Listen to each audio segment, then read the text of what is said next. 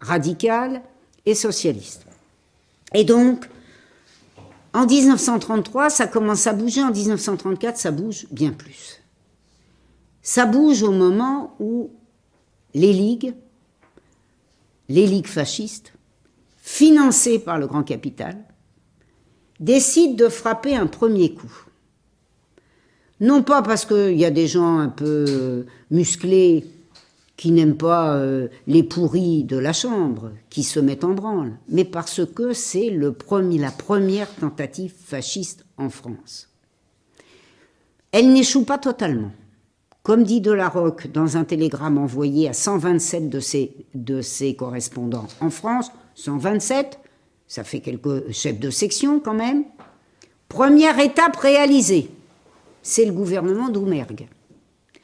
C'est le gouvernement Doumergue, le fameux Doumergue, Gastounet si gentil, qu'on est allé tirer de la retraite, que la Compagnie internationale du Suez finançait à 600 000 francs par an de retraite tout de même, hein, simplement pour faire de la poésie sans doute.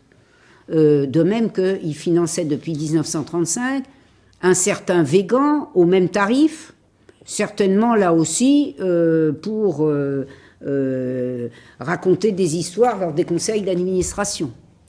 Donc, en 1934, première tentative, premier gouvernement autoritaire de France depuis 1926-1928, depuis Poincaré, et décret-loi. Et la Chinarchie et les siens décident de la formule qui est la formule définitive de 1940, c'est-à-dire Pétain et Laval. Deux ministres de Doumergue, c'est bien, ça leur convient, tandis que la population tout de même frémit. Elle frémit tellement que l'unité syndicale se reconstitue dans des conditions qu'il faut regarder de près. Car le patronat a encore en main bien des atouts. Et ce patronat fasciste, ce patronat synarchique, comprend très bien qu'il ne suffit pas, à partir des années 30, de faire ce qu'il a fait au début, c'est-à-dire des comités. Le comité X-Crise, mais le comité X-Crise, c'est pour recruter des lieutenants de poids, c'est pour aller pincer chez les polytechniciens, à l'inspection des finances.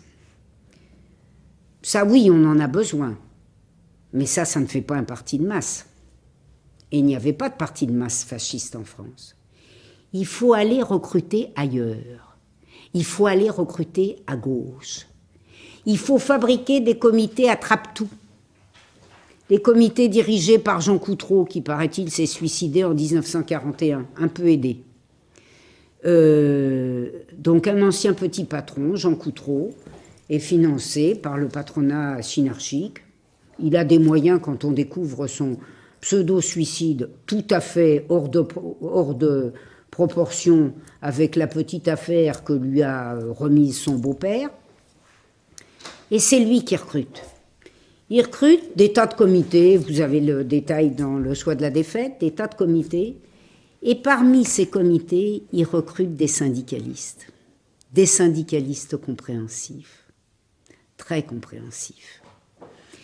Ben dites donc, et puis des sérieuses prises. Le second de Léon Jouot, un certain René Belin, destiné à la succession de Jouot, qui recrutait à partir de 1934-1935, que la bourgeoisie synarchiste flatte. Oh, il fait des conférences remarquables. En douce, ils disent que ce postier n'y connaît rien, que c'est un crétin. Ça n'est pas grave. On le finance. On lui finance sa revue qui est destinée, à partir de 1936, à tordre le cou à la vie ouvrière, l'organe hebdomadaire des unitaires, qui, eux, se trouvent très bien. On les joue qui rosissent de ce réveil de la classe ouvrière, puisque le réveil de la classe ouvrière, il se fait sur une base unitaire, et que toute la croissance du syndicalisme, à partir de l'été de 1935 déjà, et surtout de 1936 et de 1937, se fait sur une base ouvrière à écrasante majorité unitaire. C'est-à-dire que le patronat, qui a déjà contrôlé largement les partis de gauche, sauf le Parti communiste, auquel il a emprunté quelques recrues importantes, ce patronat pêche maintenant largement dans la gauche, et ça vous permet de comprendre, il le fait d'ailleurs depuis le début des années 30. C'est lui qui a financé la scission la scission des néo-socialistes. Pour ceux qui s'étonnaient il y a quelques années de voir qu'un Besson passait d'un camp à l'autre, bah écoutez, ceux qui connaissent l'histoire, ils ne seraient pas étonnés, hein, ma foi. DA, c'est quoi, hein?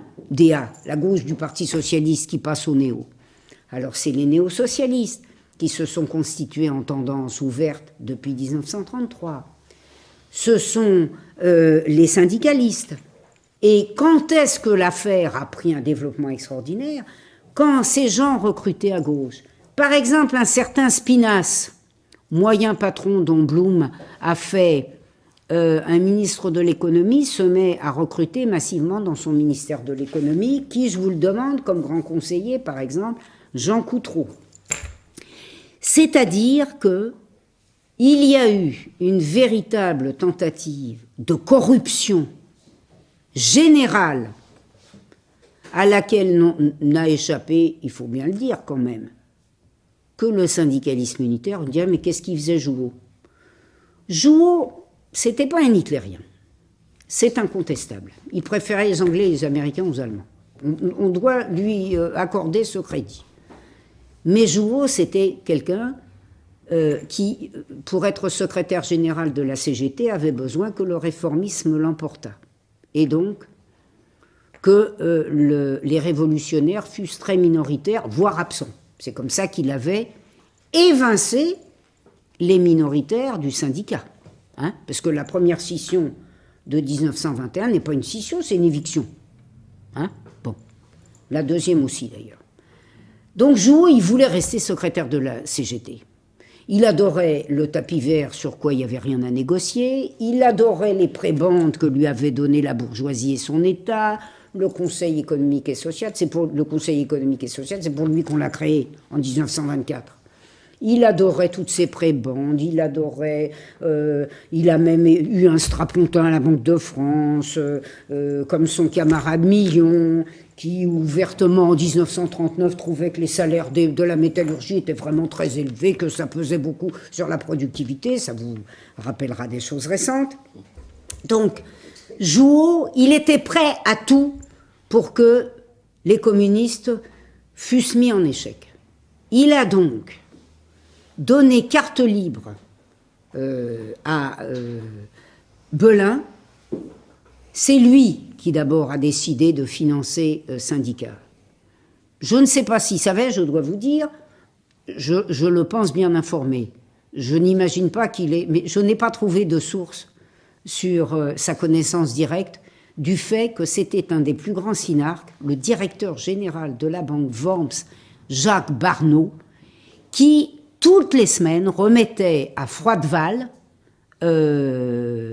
l'argent nécessaire, parce que ce n'était pas seulement Jouot qui finançait Belin sur la caisse noire, c'était Barneau et la banque Worms qui finançaient Syndicat, qui, toutes les semaines, hurlait contre le noyautage communiste des syndicats, l'indépendance syndicale, etc., sachant que la totalité des dirigeants de la CGT était encartée au Parti socialiste. Jouot lui-même, assez discrètement, mais Jouot lui-même faisait partie du lot.